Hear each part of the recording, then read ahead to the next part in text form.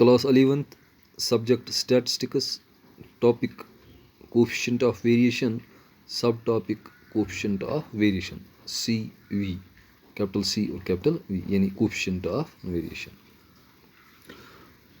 Coefficient of variation, इससे पहले हमने जो है स्टैंडर्ड डिविएशन हमने पढ़ा था. ये मेजर्स ऑफ डिस्पर्शन के जो है जो भी मेजर्स ऑफ डिस्पर्शन है वो सारे हमने पढ़े. और फाइनली हमने पढ़ा था दिस स्टैंडर्ड डिविएशन. अब कोफिशिएंट ऑफ वेरिएशन, जैसा कि स्टैंडर्ड डिविएशन जो है आपने देखा कि वो बहुत ही इम्पोर्टेंट मेजर ऑफ डिविएशन है. और कोफिशिएंट ऑफ वेरिएशन ये इसी से ताल्लुक़ रखता है. जो स्टैंडर्ड डिविएशन है that is the absolute measure of dispersion,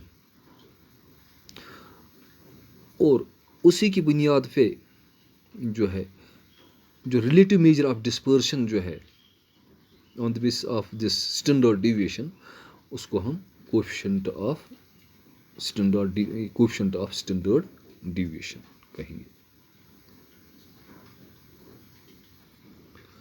अच्छा, कोफिशिएंट ऑफ स्टैंडर्ड डिविएशन, सबसे पहले हम कोफिशिएंट ऑफ वेरिएशन अब देखेंगे. हम देखिए standard deviation is only an absolute measure of dispersion. ठीक है, यानी इसमें यूनिट्स होते हैं depending upon the units of measurement. ठीक है, जैसे हमने पहले जो देखा था, जैसे कोटल डिवीजन, फिर coefficient of quartile division, range, coefficient of range वगैरह, इस तरह जो है बाकी हमने देखी थी.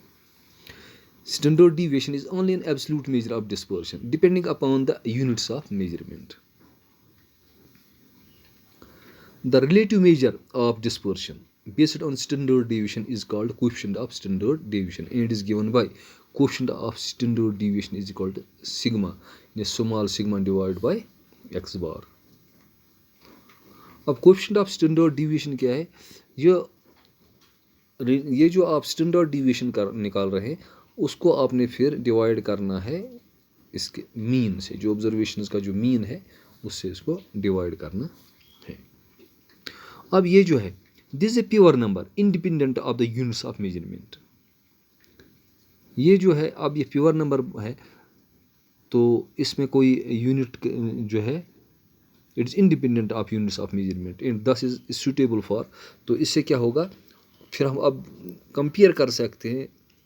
जैसे दो या दो से ज़्यादा आपके पास डिस्ट्रीब्यूशंस हों तो उनकी जो है वेरिएबिलिटी देखनी है, या होमोजेनिटी या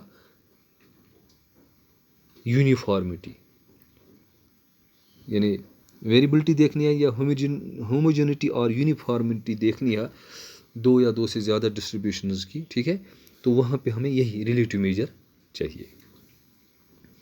अब ये कोफिशिएंट ऑफ स्टैंडर्ड डिविएशन जो है इसको 100 टाइम्स कर दो तो उसी को हम कहते हैं coefficient of variation. Coefficient of variation 100 times the coefficient of dispersion. ये जो कोफिशिएंट ऑफ डिस्पर्शन जो था कौन सा, ये जो based on this standard deviation ये वाला, तो इसको 100 टाइम्स कर दो तो वही बनेगा कोफिशिएंट ऑफ वेरिएशन.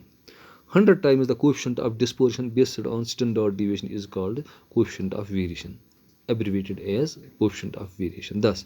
अब कोफिशिएंट ऑफ वेरिएशन क्या है, इसको 100 टाइम्स कर दो, sigma upon x bar into 100. ठीक है, काफ़ी इंपॉर्टेंट है ये भी कोफिशिएंट ऑफ वेरिएशन. जैसे कई सारे एक दो या दो से ज़्यादा जो है आप डिस्ट्रीब्यूशंस है इनमें आपने रिलेटिव मेजर देखना on the basis of standard deviation, तो आप इसको इस्तेमाल कर सकते हैं. तो इसकी एप्लीकेशंस जो है काफ़ी सारी हैं, तो अक्सर इसमें भी जो है इस पर भी क्वेश्चन एग्ज़ाम में आ सकता है. Now today's class is over. Thank you.